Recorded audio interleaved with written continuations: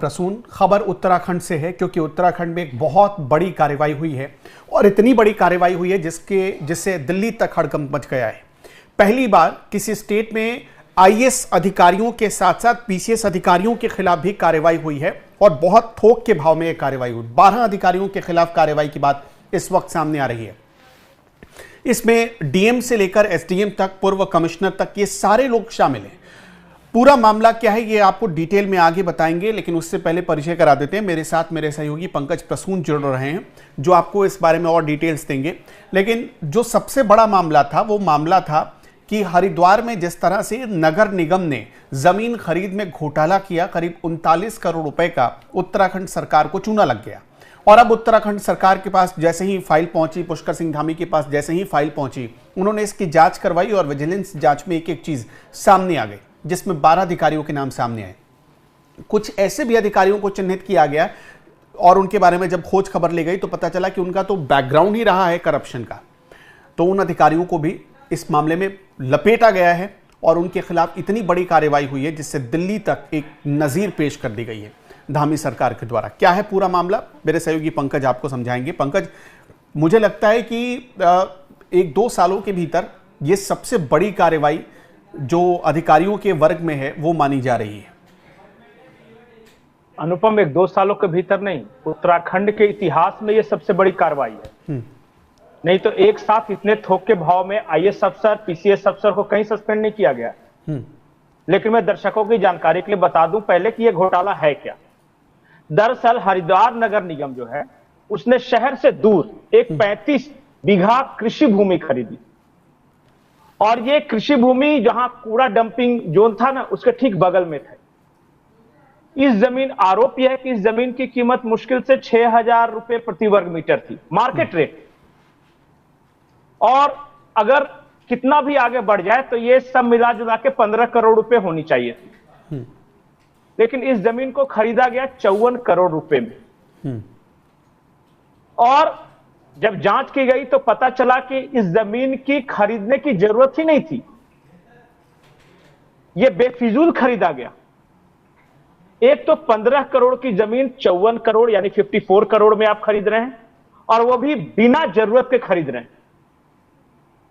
जब पूरे मामले की जांच शुरू हुई तो फिर कई चौंकाने वाले खुलासे हुए। देखिए, मैं आपको एक चीज बताता हूं, उत्तराखंड जैसे राज्य में जहां सरकारें अस्थिर होती थी या तुरंत बहुत कम वोट विधायकों से यह सरकार बनती थी, तो वहां नौकरशाही का बहुत बड़ा दबदबा था। मतलब कि आज मुख्यमंत्री आएंगे जाएंगे लेकिन ब्यूरोक्रेट्स वही रहते थे और कोई भी मुख्यमंत्री की हिम्मत नहीं होती थी कि ब्यूरोक्रेट्स पे हाथ लगा दे। आईएएस का मतलब ही वहां बताया जाता था आईएएस मतलब आई एम सेफ, मतलब मेरे को कुछ नहीं हो सकता चाहे कितना भी घपला घोटाला करो, और किसी सरकार की औकात नहीं कि मेरे खिलाफ कार्रवाई करे। यह है आईएएस लॉबी का वहां मोटो। अब उससे सीधे टक्कर ली है और टक्कर के लिए इतना बड़ा भ्रष्टाचार का मामला और उतनी ही त्वरित गति से कार्रवाई। सबसे पहले मैं बता दूं कि जो 12 लोगों को सस्पेंड किया गया है उसमें सबसे बड़ा चेहरा है वो है हरिद्वार के डीएम आईएएस कर्मेंद्र सिंह, और दूसरा जो बड़ा चेहरा है नगर आयुक्त आईएएस वरुण चौधरी, और फिर उसके नीचे है एसडीएम अजय वीर सिंह। पहले इन तीनों को जब तक आप जानिएगा ना, तब फिर तो नीचे सारे बहुत सारे कर्मचारी हैं। ये जो करमवीर सिंह है, ये आदमी बताया जाता था कि बड़ा ईमानदार है और ये कई जगहों पे छापेमारी के लिए, औचक छापेमारी के लिए जाना जाता था। लेकिन इस छापेमारी के आड़ में ही ये सारा भ्रष्टाचार चल रहा था। इसे हम लोग आम बोलचाल की भाषा में कहते हैं हड़काना। जिस विभाग से पैसे चाहिए वहां छापेमारी कर उनको हड़काओ और फिर आ जाएगा। यह सत्यापन किया था इन्होंने ही कि जमीन को लेना है या नहीं है, एज ए डीएम।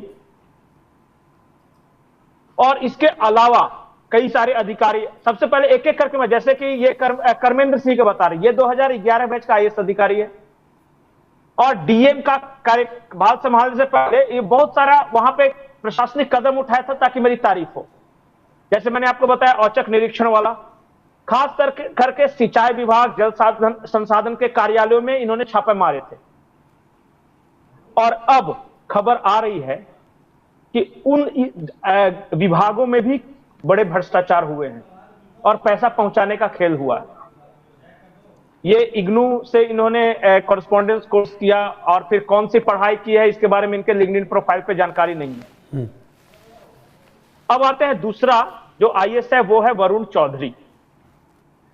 ये दिल्ली यूनिवर्सिटी से, ये 2017 बैच के ये आईएएस ऑफिसर हैं, दिल्ली यूनिवर्सिटी से ये किया है और ये तैरानी चिकित्सा स्वास्थ्य और ये परिवार कल्याण विभाग में। ये मूल रूप से दिल्ली के रहने वाले हैं और यहीं से लॉ की डिग्री हासिल की है। ये कई जगहों पे इंपॉर्टेंट प्रोफाइल पे रहते हुए हरिद्वार के नगर आयुक्त पद पे ये नवंबर 2023 में आए थे। इससे पहले पिथौरागढ़ में मुख्य विकास पदाधिकारी थे, चमोली जिले में भी रह चुके हैं। इनके पास वो सारी फाइल आई थी, इनका काम था सब कुछ जांच करना, लेकिन इन्होंने एज इट इज पास करके ऊपर बढ़ा दिया। ये सारे लोग, जैसे ही ये फाइल पहुंची सीएम के पास, सीएम ने कहा कि पहले तो सस्पेंड करो। लोगों ने कहा सर आईएएस को, तो बोला आईएएस है तो क्या हो गया, जो होगा देखा जाएगा। और फिर उसके बाद तो एक के बाद एक नाम आते चले गए, आईएएस अफसर थे, पीसीएस अफसर थे, वो सारे। इतना बड़ा एक्शन आज तक उत्तराखंड के इतिहास में भ्रष्टाचार के खिलाफ किसी सरकार ने नहीं लिया। और कुछ सरकारों पर तो यह भी आरोप है कि उन्होंने भ्रष्टाचार को प्रोत्साहन दिया है। अच्छा, आप पंकज जी जहां बैठे हुए हैं, झारखंड भी ऐसे ही बदनाम होता है और झारखंड में भी ऐसे ही आईएएस अधिकारी रहते हैं। और खास तौर पर ये देखिए, जो छोटे छोटे स्टेट्स होते हैं ना, उसमें ये अधिकारी खूब अपनी मोनोपोली चलाते हैं और वहां बैठकर खूब सारा पैसा बनाते हैं। ये उत्तराखंड के मामले में आते हैं। हरिद्वार में जब इनकी पोस्टिंग हुई थी डीएम की, तब इनकी जो छवि थी उस समय उत्तराखंड सरकार की नज़र में मतलब एक बहुत अच्छी छवि मानी जाती थी, जैसा कि आपने बताया अभी। ये इनके बहुत सारे ऐसे वीडियोस हैं जो कि अचानक औचक निरीक्षण पर पहुंचना, फिर फटकार लगाना, उसके भी बहुत सारे वीडियोस लोगों ने देखे हैं। लेकिन ये जो कार्रवाई हुई है, क्या इसके बाद इस बात की गारंटी बढ़ गई है कि उत्तराखंड में अब भ्रष्टाचार नहीं होगा? क्योंकि वहां देखिए पहाड़ काट लेते हैं लोग और उसमें अधिकारियों का हाथ होता है। पहाड़ काट कर बेच देते हैं, खनन होता है उसको बेच देते हैं, जंगल काट कर बेच दिए जा रहे हैं और अधिकारियों की संलिप्तता से ये सब कुछ हो रहा है। अनुपम, सबसे पहली बात कि उत्तराखंड को सबसे ज्यादा लूटा है अगर किसी ने, तो नौकरशाहों ने लूटा है। वहां के लोगों का ये कहना, वो कह रहे थे कि नेता तो आते हैं जाते हैं, हम बदल भी सकते हैं 5 साल में। इन भ्रष्ट नौकरशाहों का क्या किया जाए जिसपे कार्रवाई करने की हिम्मत आज तक कोई भी सरकार नहीं जुटा सका। और इस वजह से नहीं जुटा सका कि सरकारें कुछ दिनों के लिए आती थी, चली जाती थी, और जब तक वो सेटल करते थे तब तक ये पूरे आईएएस अधिकारी क्या था वहां पे जमे हुए हैं बहुत सालों से। आज किसी विभाग का कोई मंत्री बना, उसको समझने 5-6 महीने लगेंगे, तब तक बेचारे चुनाव आ गया या सरकार गिर गई या कुछ हुआ। लेकिन उसी विभाग में बैठा हुआ एक आईएएस अधिकारी को नक से सिक तक पता है कि पूरा सिस्टम क्या है करप्शन का। और मैं आम बोलचाल की भाषा में कहूं तो कहा जाता था कि गोश्त अधिकारी खाते थे, हड्डी चूसने के लिए नेताओं को दे देते थे। ये वहां के बोलचाल की भाषा में बता रहा हूं कि असली मलाई भ्रष्टाचार का खाने वाले ये आईएएस अधिकारी हैं। और लोग बोलते भी थे कि जिस दिन इन आईएएस अधिकारियों के खिलाफ कार्रवाई होगी ना, उस दिन से उत्तराखंड सुधरेगा। लेकिन करने की हिम्मत किसमें थी? क्योंकि एक लॉबी होता है जिसे हम आईएएस लॉबी कहते हैं। एक आईएएस पे कार्रवाई की तो सारे लोग फिर रिटेलिएट करते हैं फिर, और सरकार को फिर बदनाम करने की प्रक्रिया शुरू हो जाती है। जरा भी किसी आईएएस के खिलाफ आपने कुछ किया तो। अब देखना यह है कि धामी सरकार ने जिस तरह स्विफ्ट एक्शन लिया है और इतने सारे 2-2, 3-3 आईएएस ऑफिसर, पीसीएस ऑफिसर और उसके बाद बाकी राज्य स्तरीय कर्मचारी, ये सारे हरिद्वार जमीन घोटाले में जो एक्शन लिए, इसका रिएक्शन क्या होता है। और अभी मैं देख रहा था कि उत्तराखंड में विपक्ष ने अभी से ही मोर्चा खोल दिया है। एक अधिकारी है, महिला अधिकारी, उन्होंने एक इस्तीफा दिया, तो बाद में विपक्ष ने पूरा मुद्दा बना लिया कि देखिए अधिकारी खुश नहीं है सरकार से, इन सरकार में काम नहीं करना मुश्किल होता जा रहा है अधिकारियों के बहुत लिए। चर्चा में है जी बिल्कुल बिल्कुल। और फिर बाद में वो महिला अधिकारी को आना पड़ा। आप बोलेगा तो मैं वो बयान भेज दूंगा रचिता जुयाल नाम है उनका, उन्होंने आके बोला कि इतना बढ़िया आज तक किसी सरकार में काम हुआ ही नहीं, और मैंने जो इस्तीफा दिया है वो पारिवारिक कारण से दिया है। और ऐसा स्थिति है, बताइए कैसे कोई काम करेगा कोई भी सरकार। एक तो भ्रष्टाचार होता है, भ्रष्टाचार के खिलाफ अगर सरकार कार्रवाई करती है तो विपक्ष कहता है कि देखिए अधिकारियों का काम करना मुश्किल हो रहा है। मैंने रुचिता जी का आपको दे दिया है भाई, अगर चाहे तो वो देख सकते हैं। वो आज सफाई देने उतरी है वो, और पूरा जो एक इकोसिस्टम वहां निर्माण हो गया था कि अगर सरकार मेरे खिलाफ कुछ करेगी तो तुम बचाना, विपक्ष बचाएगा, फलाना नेता। और नेता क्यों बचाते थे पता है? आज भी विपक्ष के नेता इसलिए इन आईएएस ऑफिसरों को बचा रहे हैं ताकि कल मैं सरकार में आ जाऊं तो ये मेरे अधिकारी रहे, मेरे अनुसार काम करे। ये पूरा इकोसिस्टम बना हुआ वहां भ्रष्टाचार का। उसके खिलाफ एक जंग छेड़ दी है पुष्कर सिंह धामी ने। अब देखिए क्या रिएक्शन होता है इसका।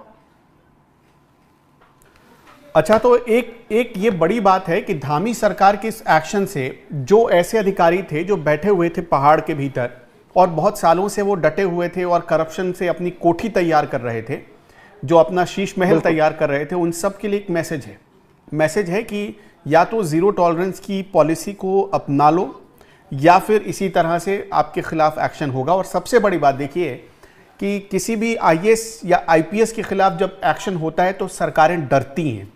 डरती इसलिए हैं कि एक भारी विरोध का सामना करना पड़ता है। पूरे भारत में जो इनका एसोसिएशन होता है वो आपके खिलाफ बगावत कर देता है और तब बहुत मुश्किल हो सकती है किसी भी सरकार के लिए। इसलिए जल्दी आईएएस आईपीएस के खिलाफ कोई भी सरकार कार्रवाई से डरती है। माना यही जाता रहा है अब तक कि आईएएस आईपीएस के खिलाफ जब कार्रवाई करनी होती है सरकार को तो सबसे पहले शोकॉज किया जाता है उनको। शोकॉज का मतलब होता है कि सरकार कार्रवाई का मन बना रही, प्रोसेस होता है। लेकिन यहां पर सीधा कार्रवाई हुई है और ये जो दृढ़ता दिखाई है, ये जो मतलब बड़ा कलेजा दिखाया है, वो धामी सरकार नहीं दिखाया। जी पंकज जी। देखिए अनुपम, ये प्रक्रिया में उलझाते हैं सारी चीजों को।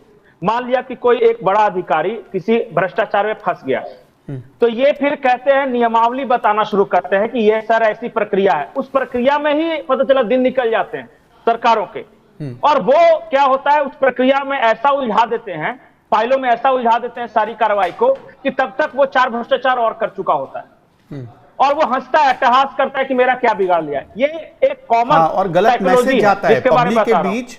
वो गलत मैसेज देता है कि ये सरकार भी हमारा कुछ नहीं बिगाड़ सकती। और उत्तराखंड में ये हो रहा था, हरिद्वार डीएम के साथ और कमिश्नर के साथ ठीक यही घटना हो रही थी। एसडीएम ने ऐसा बोला था। खैर, मैं आता हूं पंकज जी आपके पास। सबसे पहले तो आपने एक आईपीएस अधिकारी का जिक्र किया जिनकी चर्चा अब जब इन आईएएस और बाकी पीसीएस अधिकारियों पर जब कार्रवाई हुई तो उस आईपीएस अधिकारी की आड़ लेकर ये बचने की कोशिश कर रहे थे और उत्तराखंड का जो विपक्ष है वो भी सरकार पर हमलावर हो रहा था। लेकिन वो आईपीएस अधिकारी खुद मीडिया के सामने आई और उन्होंने क्लियर किया है कि उत्तराखंड सरकार से बढ़िया कोई दूसरी सरकार नहीं हो सकती है। उन्होंने क्यों इस्तीफा दिया इसका भी कारण बताया, सुनिए पहले। मैं रचिता जुयाल हूँ, 2015 बैच आईपीएस उत्तराखंड काडर से। रिसेंटली मैंने अपना रेजिग्नेशन दिया है आफ्टर 10 years ऑफ सर्विस। ये रेजिग्नेशन जो है मैंने अपने पर्सनल रीजंस की वजह से दिया है। लाइफ में जैसे सबके अपने प्लान्स होते हैं वैसे मेरे भी कुछ प्लान्स हैं जिनको मैं परस्यू करना चाहती हूँ, तो उस कारणवश मैंने ये रेजिग्नेशन दिया है। और काफी लंबे समय से मेरे फैमिली में इस बारे में हम लोग विचार कर रहे थे, तो हमें जो सही समय लगा अपने कन्वीनियंस के हिसाब से उसी समय हमने ये प्लान किया है। आगे भी मैं, क्योंकि उत्तराखंड से मेरा खास लगाव है, मैं उत्तराखंड से ही बिलोंग करती हूँ, तो आगे भी मैं उत्तराखंड में कंट्रीब्यूट करती रहूंगी और जिस भी कैपेसिटी में मैं आगे फ्यूचर में वर्क करूंगी तो यहाँ मैं हमेशा अपना कंट्रीब्यूशन देती। आगे भी उत्तराखंड में वर्क करेंगी वो, पारिवारिक कारणों से उन्होंने इस्तीफा दिया। पंकज जी, मैं आपको थोड़ी देर और रोकना चाहता हूं। अब मुख्यमंत्री पुष्कर सिंह धामी ने क्या कहा है इस पूरी कार्रवाई पर। देखिए दोस्तों, आपको ये पूरी कार्रवाई को नॉर्मल कार्रवाई की तरह नहीं लेनी चाहिए, क्योंकि क्यों नहीं लेना चाहिए ये मैं पहले ब्रीफ कर चुका हूं, आपको बता चुका हूं। अब आप पुष्कर सिंह धामी को सुनिए कि वो क्या कह रहे हैं इतने बड़े एक्शन लेने के बाद। भ्रष्टाचार को लेकर हमारा बिल्कुल स्पष्ट मत है। हमारी नीति बिल्कुल जीरो टॉलरेंस की है। किसी भी कीमत पर देवभूमि में भ्रष्टाचार स्वीकार नहीं किया जाएगा। हमारी सरकार भ्रष्टाचार को जड़ से समाप्त करने के लिए लगातार काम कर रही है और हमने भ्रष्टाचार को समाप्त करने के लिए 100 से भी ज़्यादा नकल के मामले में फैले भ्रष्टाचार को पूरी तरह से समाप्त करके जड़ से समाप्त किया और 100 से ज़्यादा नकल माफियाओं को जेल की सलाखों के पीछे भेजा। इसके अलावा भ्रष्टाचार के अन्य मामलों में भी 200 से अधिक लोगों को अभी तक 1064 जो हमारा टोल फ्री नंबर है, उस टोल फ्री नंबर पर शिकायत मिलने पर गिरफ्तार किया गया। विजिलेंस के द्वारा हरिद्वार नगर निगम में भूमि खरीद घोटाले का प्रकरण जैसे ही मेरे संज्ञान में आया, तत्काल हमने शासन से एक वरिष्ठ अधिकारी के नेतृत्व में जांच बैठाई, जांच दी उनको, और जांच की रिपोर्ट आते ही भूमि विक्रेताओं के बैंक के खातों को सीज किया गया है। कई अन्य कर्मचारी जो इसमें संलिप्त पाए गए हैं प्रारंभिक रिपोर्ट में, उन सभी को सस्पेंड किया गया है। जांच रिपोर्ट प्राप्त होने पर उसकी समीक्षा की गई और समीक्षा करने पर तत्कालीन नगर आयुक्त, तत्कालीन जिलाधिकारी और प्रशासक सहित 7 लोगों को आज निलंबित करते हुए पूरा प्रकरण विस्तृत जांच के लिए विजिलेंस को सौंप दिया है। हम यह सुनिश्चित करेंगे कि जो नगर निगम का पैसा है वो पैसा सरकारी खाते में वापस आए, इसके लिए हमने आदेश दे दिए गए हैं। साथ ही नगर निगम के कामों की स्पेशल ऑडिट की जाएगी। यदि कोई अन्य अनियमितता भी हुई है तो वह भी पकड़ में आएगी और उस पर भी आगे कार्रवाई की जाएगी। हमारा स्पष्ट मत है, देवभूमि में किसी भी कीमत पर भ्रष्टाचार को बर्दाश्त नहीं किया जाएगा। जनता को स्वच्छ एवं पारदर्शी शासन मिले, व्यवस्थाएं मिले, इसके लिए हम प्रतिबद्ध हैं, संकल्पबद्ध हैं। आदरणीय प्रधानमंत्री जी का जो बाबा केदार की भूमि से उन्होंने पूरे उत्तराखंड वासियों को और देशवासियों को संदेश दिया था, उनके मुख से शब्द निकले थे बाबा केदार के धाम में कि 21वीं सदी का तीसरा दशक उत्तराखंड का दशक होगा। हम आदरणीय प्रधानमंत्री जी के उक्त कथनों को साकार करने के लिए निरंतर प्रयास कर रहे हैं। उसके लिए स्वच्छ एवं पारदर्शी व्यवस्था स्थापित करेंगे और उत्तराखंड को भ्रष्टाचार मुक्त करेंगे। तो आपने पुष्कर सिंह धामी को सुना। पंकज जी, मैं आपके पास लौटना चाहता हूं। धामी सरकार ने अभी भी एकदम क्लियर मैसेज दे दिया है उन अधिकारियों को जो अभी भी बैठे हुए हैं और करप्शन में उनकी भूमिका शामिल है और अभी तक बचे हुए हैं। अनुपम, मैं और बड़ी बात बोल रहा हूं। उत्तराखंड के कई सामाजिक कार्यकर्ता और कई लोग ये आरोप लगाते हैं कि उत्तराखंड में अफसरों का एक 100 करोड़ी क्लब है। अब 100 करोड़ी क्लब नाम से आप अंदाजा लगा रहे कि उसमें वही मेंबर हैं जिनके पास 100 करोड़ या उससे ज्यादा की संपत्ति है। यह फिलहाल चर्चा थी और बहुत सारे लोग आरोप लगाते हैं कि उत्तराखंड को लूट लूट कर ये पैसे जमा किए गए हैं। अब देखना यह होगा कि उन 100 करोड़ क्लब में कौन कौन से आईएएस अफसर हैं, क्योंकि सबसे ज्यादा आईएएस अफसर और सेक्रेटरी रैंक के अफसर का ही नाम इसमें आ रहा था। ये जो कार्रवाई है वो सर्जिकल स्ट्राइक है उस क्लब पर। और जो हम कह रहे हैं ना कि ऑपरेशन सिंदूर या फिर हम सर्जिकल स्ट्राइक या एयर स्ट्राइक की बात कर रहे हैं ना, ये पुष्कर सिंह धामी का सर्जिकल स्ट्राइक है नौकरशाही में फैले करप्शन के खिलाफ, जिसके खिलाफ आज तक कोई हाथ नहीं लगाता था, इस वजह से कि उस आग में हाथ मत डालो नहीं तो हाथ जल जाएगा। अब इनका एक लाइन का सिर्फ कहना है कि मैं रहूं या न रहूं, चाहे मेरे खिलाफ जितनी साजिश करो, लेकिन एक बात तय है कि उत्तराखंड में अब भ्रष्टाचार तो मैं नहीं करने दूंगा और इसके लिए मुझे चाहे जो कुर्बानी देनी पड़े मैं दूंगा। यह सबसे बड़ा रिस्क लिया है और आज तक बहुत सारे नेताओं के मन में यह इच्छा होगी, मुख्यमंत्रियों के मन में इच्छा होगी कि आईएएस अफसरों के खिलाफ कार्रवाई करूं, लेकिन आज तक किसी की हिम्मत नहीं हुई थी। यह हिम्मत धामी ने दिखाई है और देखिएगा इसका परिणाम। अभी तो भूचाल आया है नौकरशाही में, पूरी की पूरी नौकरशाही, खास करके वो भ्रष्ट अधिकारी हिल गए हैं अंदर तक कि ऐसा भी हो सकता है। लेकिन हां, ये नया उत्तराखंड है, नए उत्तराखंड में कार्रवाई होती है और बहुत जल्दी और सख्त कार्रवाई होती है। मैसेज वन लाइन का है, क्लियर है ये। बहुत बहुत शुक्रिया पंकज जी आपका हमारे साथ जुड़ने के लिए। तो उत्तराखंड की सरकार ने जीरो टॉलरेंस की जो पॉलिसी डे 1 अपनाई थी वो आज भी जारी है और इसी पॉलिसी के तहत चलते हुए वैसे बहुत सारे ऐसे फैसले रहे हैं पुष्कर सिंह धामी के जिसने अपने आप में एक इतिहास कायम किया है। यूसीसी उनमें से सबसे बड़ा एग्जाम्पल आज भी लोग मानते हैं और दूसरे स्टेट उसको फॉलो करते हैं, उस मॉडल को फॉलो करने के लिए तैयार हैं।